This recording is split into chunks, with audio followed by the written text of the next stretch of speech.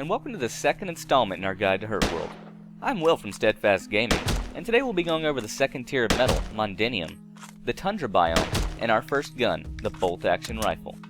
Since we already have a secure base set up with a blast furnace and a courtyard for safe ORONG production, we're ready to create some dynamite and collect some Mondinium ore. We'll go ahead and make 10 for now. Make sure that you put them on your hotbar so that you won't lose them upon death, since they count as tools. While we live pretty much in the center of the map, the Tundra biome is still a long way off. It's best to set up bases of operation in areas of note.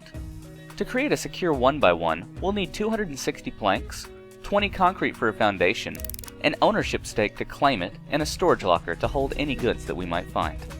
Bring as many stakes as you can carry. Raw is fine, since they'll cook and freeze by themselves in our locker once we get there. You should try to time your trip so that you arrive at the Tundra as darkness falls. Specialized gear is required to survive during the day here, so don't be afraid to log out until night if you time it wrong and begin to overheat. I'll put a link to a map in the description, as well as notes to where we live and where we are at certain points in this video. I recommend that you build your 1x1 before mining, as using the dynamite is very noisy and can gather some unwanted attention from other players. To throw the dynamite, simply hold it in your hand and hold down the right mouse button until the circle is complete. Release it and you'll toss the explosives at your target. The Mondinium nodes are low and flat with green markings. Trying to mine these rocks in the normal way without protective gear would lead to us dying of poison very quickly. There's also a single ultranium node in this valley. It looks the same as Mondinium, but it's blue instead of green and will irradiate you rather than poison you. Try to find this node so that we can go home with at least 2 ultranium for our drill. Once the dynamite has been used up, return to the 1x1 base you should have already built. Cook up some food if needed, and leave all of your extra meat here for your next trip. It's time to head home and process our new ore. The minimum gear required to mine Mondinium with a titanium pick is a pair of rubber gloves and some chem suit pants. While we didn't quite get enough for a Mondinium pick as well, we can craft these up without issue and head right back out to get more. Before we head out, let's use that ultranium we got to build a drill. This will automatically, if slowly, mine out resources for us while we're away or even offline.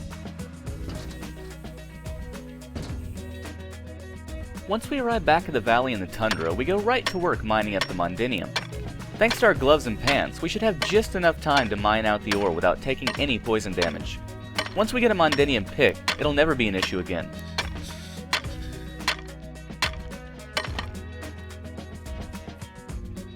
With this gear, we're also able to mine ultranium, so be sure to keep an eye out for that node while you're here. When we get back from our trip, I find that the drill has been mining coal rather than Mondinium. If you run the drill with coal, it'll mine all of the ore at once, but since I'm low on it at the moment, I want to continue using gasoline. To ensure that we don't miss out on any more valuable ores, I place a single ore of each type that we want in each slot. Now any coal mined will be dropped to the ground and lost, rather than a more valuable type. We now have enough Mondinium to craft a pick from it, which will mine much faster and net more resources per node. We can also craft the Aussie hat, and the flannel shirt, which will allow us to run around the Tundra during the day with little issue. We're all geared up and ready to survive and loot the towns of the Tundra, but we're a little light on firepower. It's time to get our first gun, and to do that, we're going to need a Sasquatch pelt. Sasquatch can be found in the mountains biome, just beyond the plains biome where you start. They're the most powerful creatures we've met so far, second only to their Arctic cousins, the Yeti. Keep your distance, and don't be afraid to let them loop back to his spawn multiple times if you miss your headshots. His health won't restore too much between bouts. Upon returning, I find that our drills have gotten enough Mondinium to upgrade our axe to a golden one, which will gather wood much faster and kill most animals in a single body shot. We now have everything we need for the bolt-action rifle, our first gun in Hurtworld. It's most accurate in third person without scoping, and is a one-shot headshot to any enemy other than a Sasquatch or a Yeti, including players.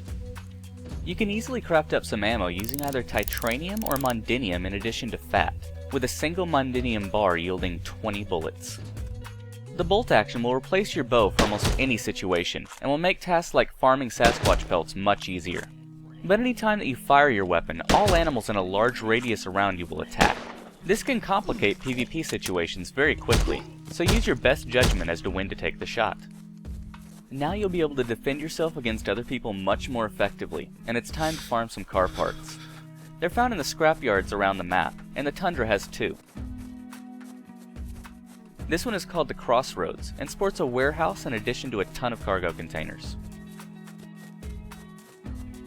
While this one is called the Airfield and has a runway, 2 hangars, and a bunch of concrete pipes in addition to its standard cargo containers.